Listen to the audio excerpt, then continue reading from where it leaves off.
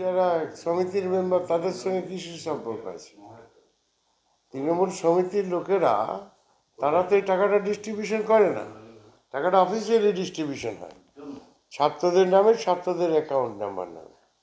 তো ছাত্রদের নাম, ছাত্রদের অ্যাকাউন্ট নাম্বারের নাম, সে তো গভর্নমেন্টের কাছে অ্যাপ্লাই করে দিয়েছে। এটা যারা করছে, এটা আমাদের দেশে ফাঁসির অর্ডার নাই, কি বলে তোমার গুলি করার অর্ডার নেই, ফাঁসির অর্ডার আছে। এদের তো এই ধরনের শাস্তি হওয়া উচিত।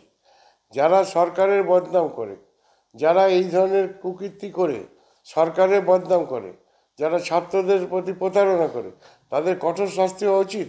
এটা আমরা চাইছি। বিজেপি কি বললো আংবাং তাতে আমাদের কিছু যায় আসে না, কিন্তু অরিজিনাল ম্যাটারটা জানতে হবে। যারা অ্যাপ্লাই করেছে তাদের নাম্বার দিয়েছে, ব্যাংকের নাম্বার দিয়েছে, ফোন নাম্বার দিয়েছে, তাদের অ্যাকাউন্টে টাকাটা যাওয়া উচিত। কী করে এটা ডাইভার্ট হয়ে গেল? কারা এটা করলো? Bank authority is involve in this matter or the officers are involve? তাদের কঠোর শাস্তি হওয়া উচিত। আমাদের দেশে শ্যুট করার প্রভিশন নাই, তাদের গুলি করা উচিত ছিল। আমাদের দেশে তো এই সিস্টেমটা নেই।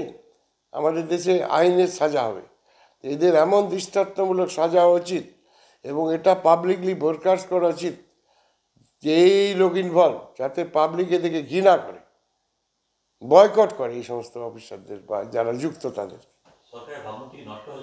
অবভিয়াসলি সরকার টাকা দিচ্ছে, অথচ যার টাকা সে পাচ্ছে না, ছাত্ররা তারা কষ্ট পাচ্ছে না। যদিও সরকার তাদের টাকাগুলো দেওয়ার অ্যারেঞ্জমেন্ট করে দিয়েছে। সরকারের ভাবমূর্তি যাতে নষ্ট না হয় এবং সরকার যে ছাত্রদের পক্ষে, তার জন্য ওইটা বাদ দিয়ে সরকার তাদের পেমেন্টের অ্যারেঞ্জমেন্টটা করে দিয়েছে। এটা মুখ্যমন্ত্রীর একটা ক্রেডিট যে ছাত্ররা ডিপ্রাইভ হবে না, যারা দোষী তাদের শাস্তি হবে, এনকোয়ারি হচ্ছে। Thank you.